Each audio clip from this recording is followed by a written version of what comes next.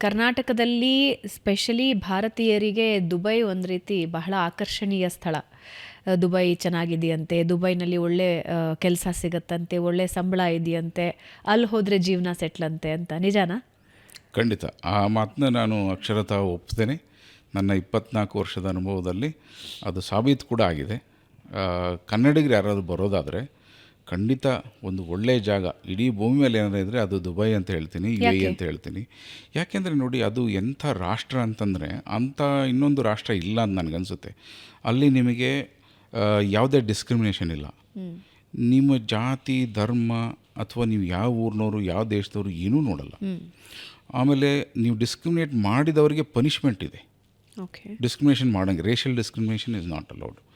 ಆಮೇಲೆ ಅದು ಒಂದೇ ರಾಷ್ಟ್ರ, ಅಲ್ಲಿ ಸೌಹಾರ್ದತೆಗಾಗಿ ಒಂದು ಮಿನಿಸ್ಟ್ರಿ ಇದೆ, ಮಿನಿಸ್ಟ್ರಿ ಆಫ್ ಟಾಲರೆನ್ಸ್ ಅಂತ ಕ್ರಿಯೇಟ್ ಮಾಡಿದ್ದಾರೆ. ಇದನ್ನು ಬೇರೆ ಯಾವ ದೇಶದಲ್ಲಿ ನೋಡ್ಲಿಕ್ಕೆ ಸಾಧ್ಯ ಇಲ್ಲ.